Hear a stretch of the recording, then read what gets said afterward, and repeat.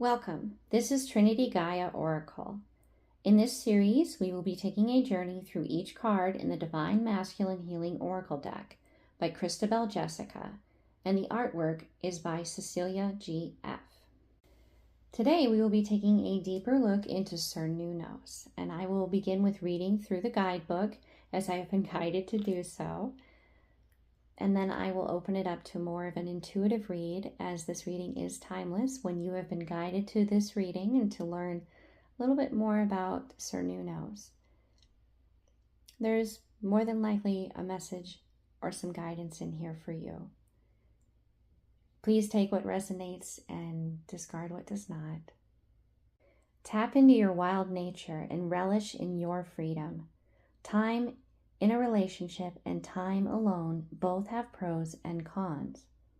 Ensure you maximize your time alone when you have it. Referred to as the Horned One, Cernunnos is an ancient Gaelic and later Celtic deity worshipped for his kinship with nature and animals.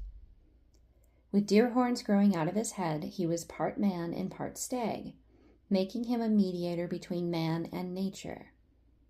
Known by many names, his origins can be traced back throughout the history of humanity within many cultures, and to this day, he is worshipped as a pagan god. A millennium-old Cernunnos, the lord of wild things, ruled over the wilderness as a god of fertility, hunting, death, and rebirth.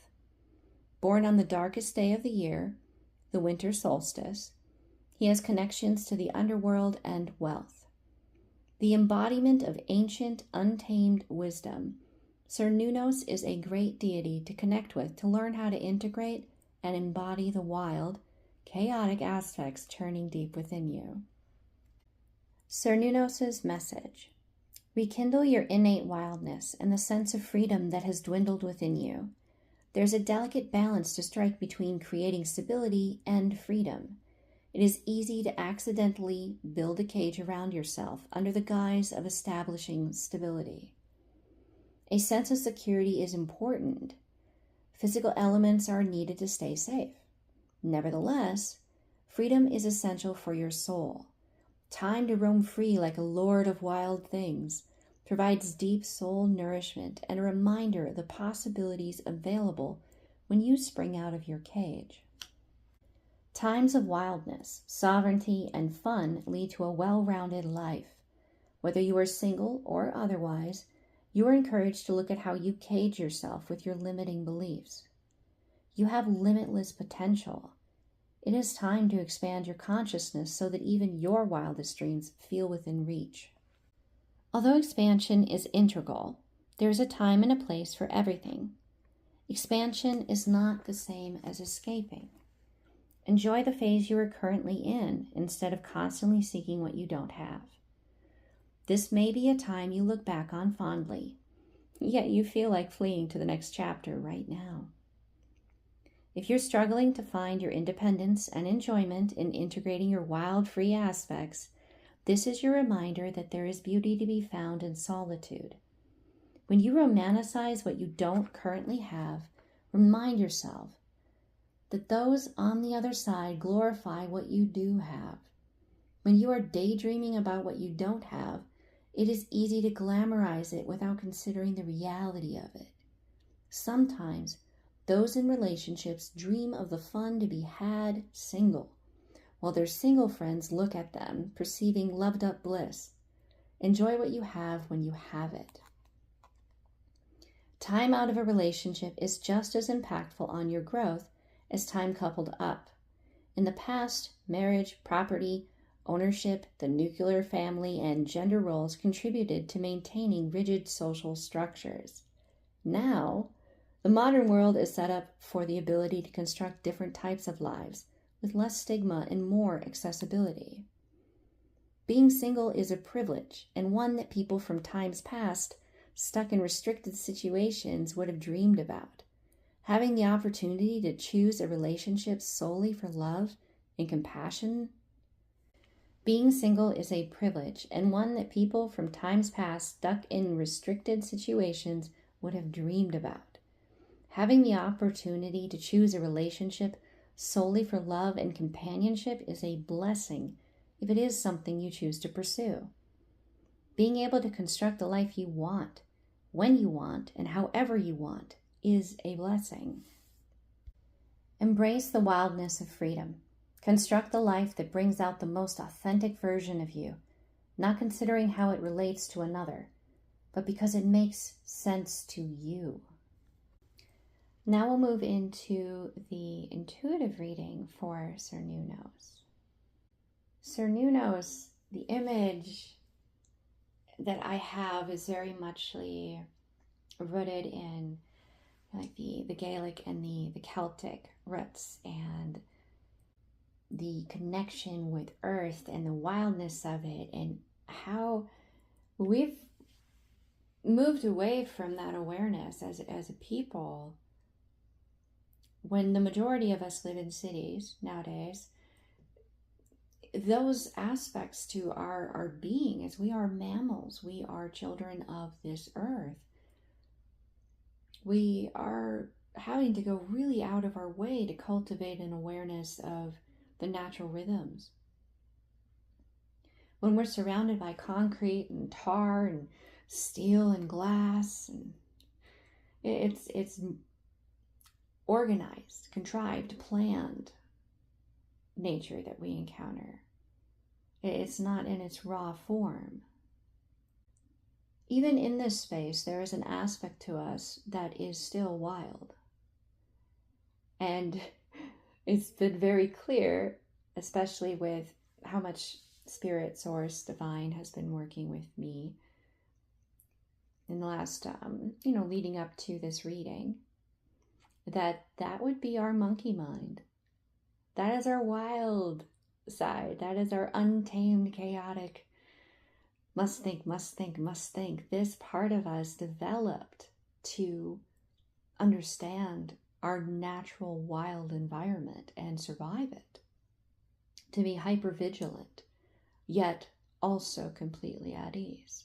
To be in that state of contrast allowed our ancestors to survive, to be able to bring us to this moment in awareness where our wild side, our challenge, is our own mind. We create our reality. So if we don't have a lion attacking us, or a wolf, or maybe it's quicksand, if we're not having to be in that state where that monkey mind is processing every possible threat around us, then that's just our natural state of being aware, one with nature, the cycles of life around us, our environment. It was our natural state of being. It wasn't as though we were stuck in fight or flight all the time, because you would also have the beauty of nature, all the medicines, the wisdom of the earth, that love is within the earth. Gaia does give us that we need if we are willing to see it, if we are willing to learn from her, the wisdom that she has there for us. Today, the monkey mind, it's really a challenge to work with for a lot of us. If we're able to have a few minutes a day where it's just no noise, just observing the thoughts and the emotions as they pass, that's an amazing achievement when you're surrounded by cell phones and computers and apps and games and social networking that is just always at your fingertips, and you can get sucked into it so easily, and you don't necessarily have a natural park or a field or a forest nearby that you could go out there and it be a space where you can feel expansive and fully connected into you. Allow your monkey mind to remember, because it is ancestral in a way, it is genetic, it is a part of our being. We have evolved in that environment. To allow your monkey mind to focus outwardly.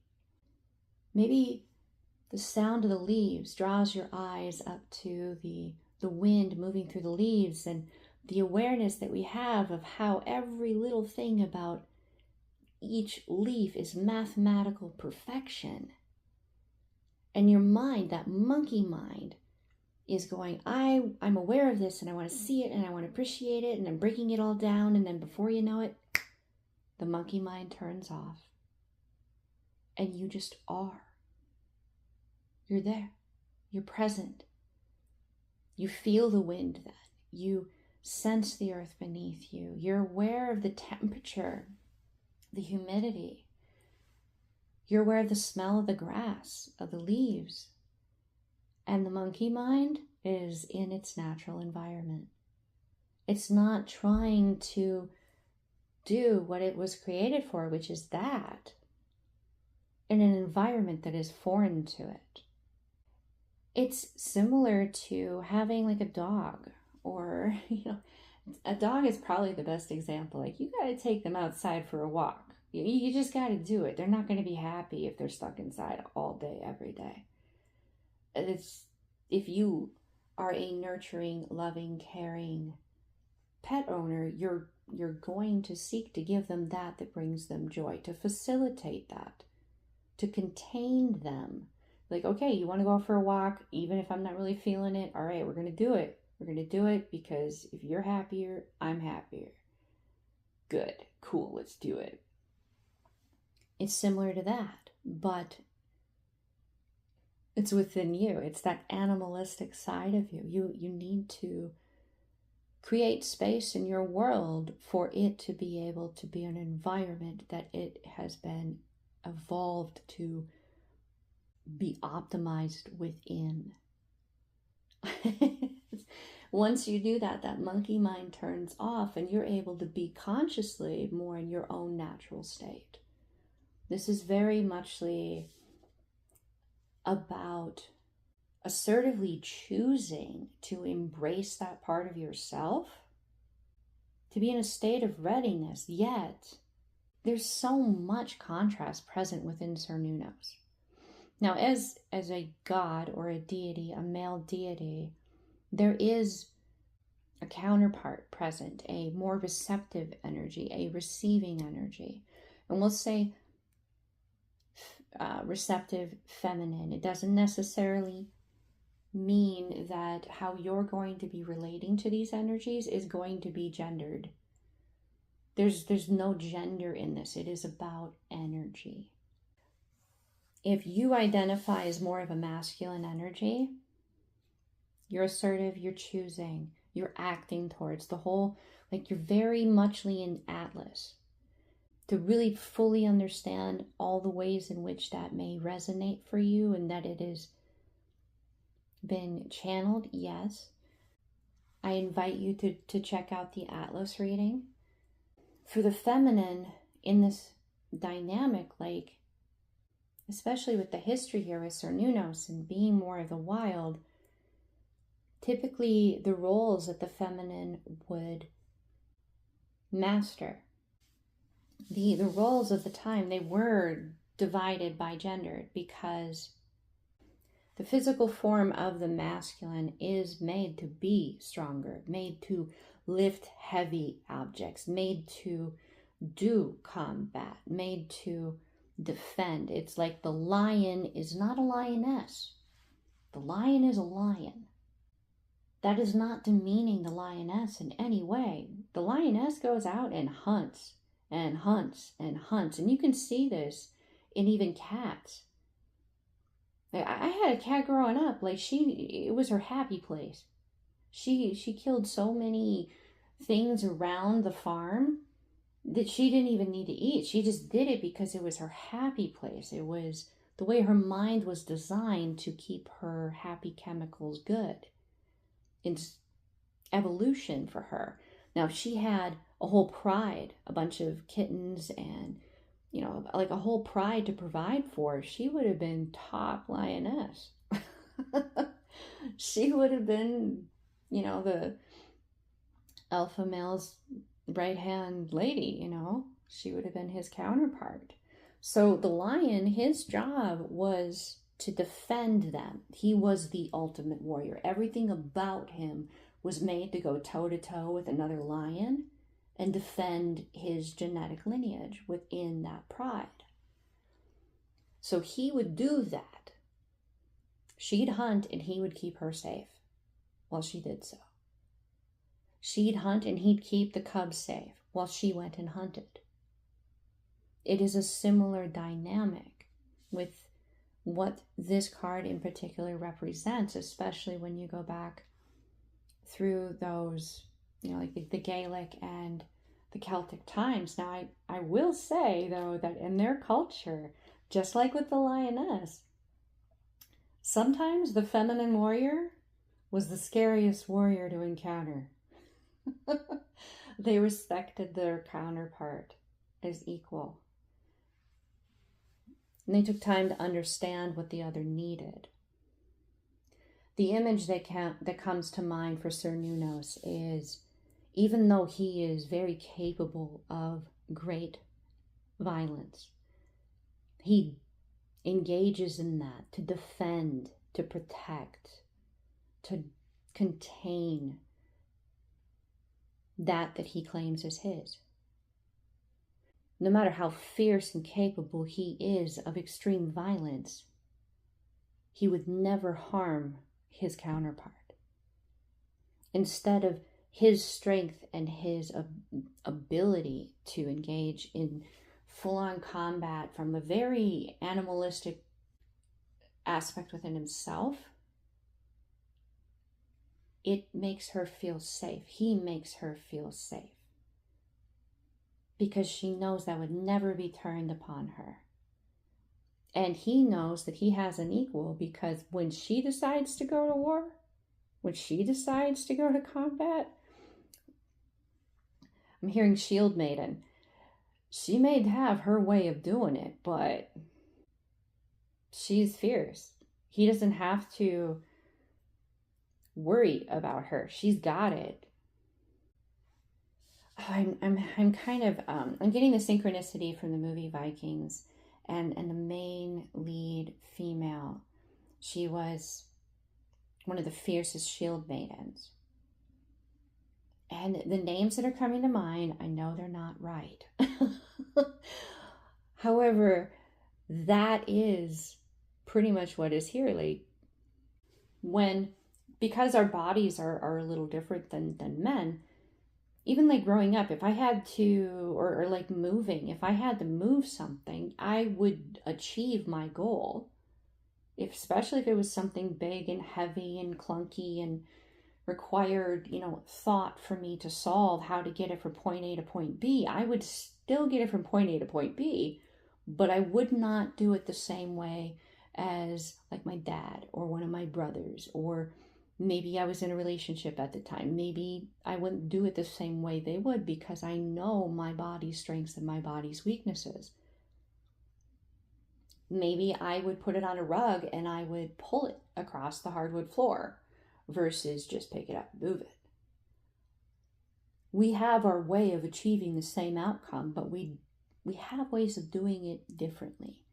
But it still gets to the same place.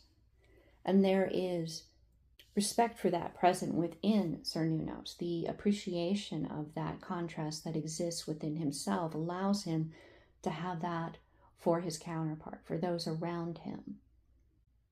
He can't fully be this ultimate protector, like this ultimate warrior, if he is not matured.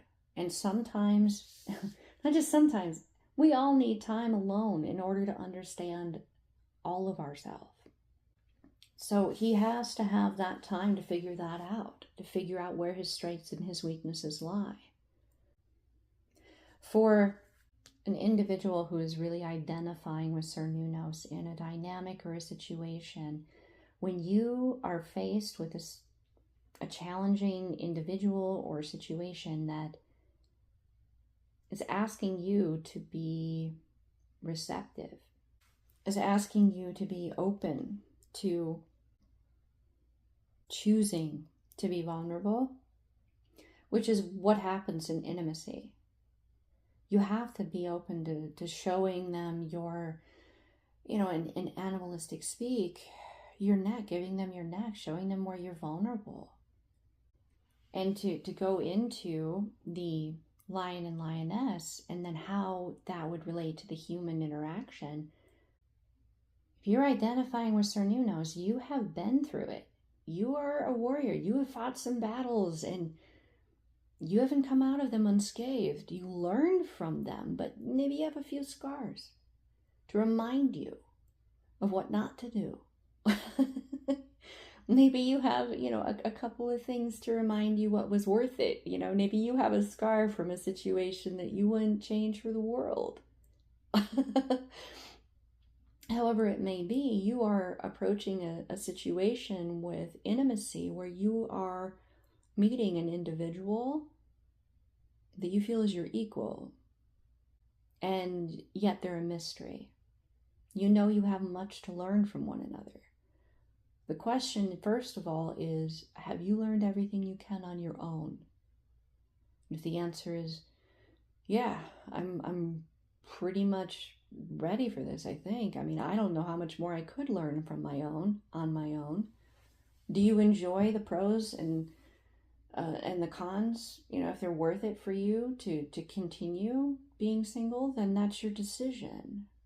But if you're feeling it's time for you to learn more about who you are, at some point you have to involve being that vulnerable with another individual to fully understand yourself. There's certain things you can't heal unless you have another individual involved. And by that, it really means, can you heal a wounding around being accepted if it's just you? You're going to accept yourself, but it's very different when someone outside of you knows you and still accepts you. Knows the good, the bad, the ugly, the beautiful, and still loves and accepts you. That is a wounding that I think is a beautiful thing when you do get to have the opportunity to heal it. When you encounter something like this, you know that someone on the other side of that will have had just as many battles that they have fought, that they overcame, that they came out of with some scars as well. That they're going to have their own things, just like the song, every rose has its thorns. You're going to have certain things just like they will, that you don't touch them. It'll hurt both sides. And as you move through that process of learning where those thorns are, eventually you get to a point where you get to the rose. You get to really enjoy the beauty of it, the texture of it, the smell of it, the sight of it, all of that beauty, because you've worked through all of that. You understand one another. Then in that moment, Cernunnos, being as strong and as capable and dominant and as he is, when he chooses to allow someone to be able to be that close, it may be exactly what they need. When he shows his neck, he's saying, I will never hurt you, but I will go to war for you. But I will never hurt you. I'm very capable, but I will never bring that to you. You have that with someone. And yeah, he's probably going to need that reciprocated. You're equals. To say, you have the ability to harm me, and I'm making sure you know it. And you're demonstrating for both of us that you won't do it, even though you have every opportunity to do so. That's when you get to begin to actually learn from one another what you can't learn from others, because nobody else could get there. Nobody else could get that close. And maybe you don't really know why. Maybe they don't either. But there you are. There's something unique about one another that lets you know this individual gets you. Yet there's a mystery there. Because they are outside of you. There are more present mirror for you, and they surprise you, yet they're familiar at the same time. Spending time in nature and allowing your monkey mind to do what it has evolved to do. If you find yourself in this position, or, at any point in your life where you're like, man, like I'm really being tempted with all of this armor that I have and all of this wisdom and this ability to defend and protect and all of that myself. Am I ready to add someone else to that? If your monkey mind is just like, you can't stop thinking and it's thinking in circles and you're stuck in hyper analytical mode, spend some time in nature. Some raw, unplanned, unstructured nature. And allow that monkey mind to be distracted so you could actually hear yourself. And by hear, it's more of a feel. Allow your mind to walk you through your thoughts, your memories, your emotions, how you feel about it. And it's got a lot more to do with the feeling, the sensing of it, than it does, well, this thought leads to this thought leads to this thought, and that's logical, so obviously. No. This is deeper than that. Don't get me wrong, logic has its place, but that's the field of the monkey mind. There's a reason why the monkey mind turns off in nature. It's because the monkey mind is all about solving all that beautiful math. So you could get the information that you need, which is, hey, there's a bear over there. Oh, okay.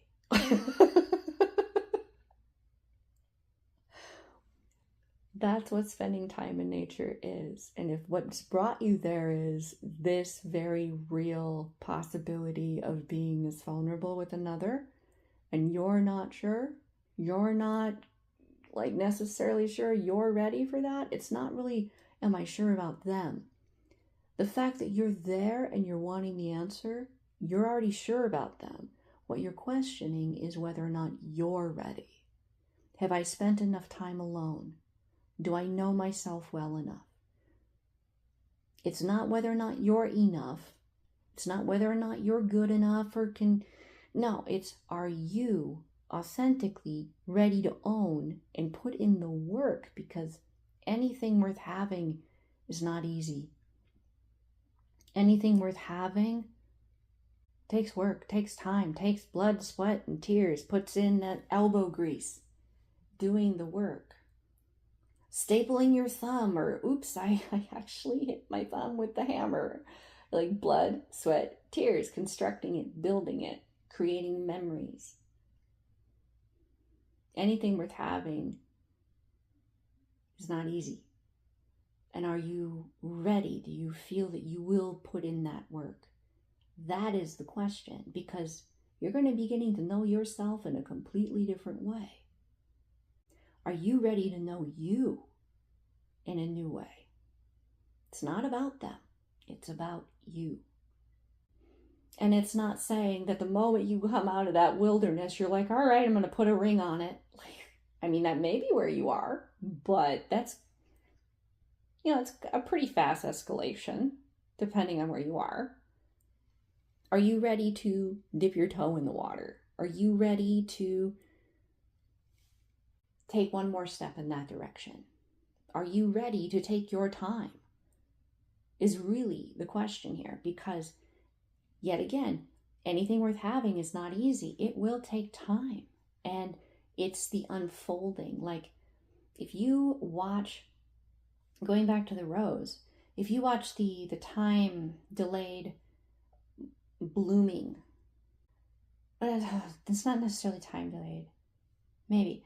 Either way, you can like watch from when the rosebud begins to bloom until it's in full bloom, and you just see the whole life of it, like that kind of a thing. Like it takes time to fully bloom. And are you okay with being there and the first petal begins to kind of break away from the others, and you could kind of like enjoy that for a little bit, And then you get to the next point where it's like a couple of them, and oh my gosh, it's a little bit of a different color on this one, and I think I can smell it here. Like, oh wow. It's enjoying the unfolding of it. It's not going from 0 to 100. It's, what does 1 mile per hour feel like? How about 2? You can wonder what 15 will be like, but you're enjoying 3. You have a lot of time ahead of you. Enjoy it. Enjoy. I've got the country song Tennessee Whiskey going through my mind, where you have that one thing that you really enjoy, or like noticing all the different notes in like your favorite wine, and you just really just sit there and sip it. You enjoy it. You savor it.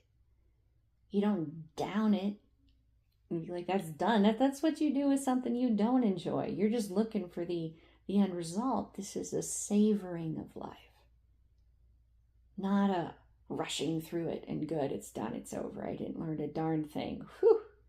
I don't know myself at all. No, this is a savoring of the experience, and the contrast and the appreciation and the knowing of yourself as a result of being in a position where you can have this mirrored so completely to you, so you know yourself. It's a gift. The divine within me honors the divine within you. Namaste.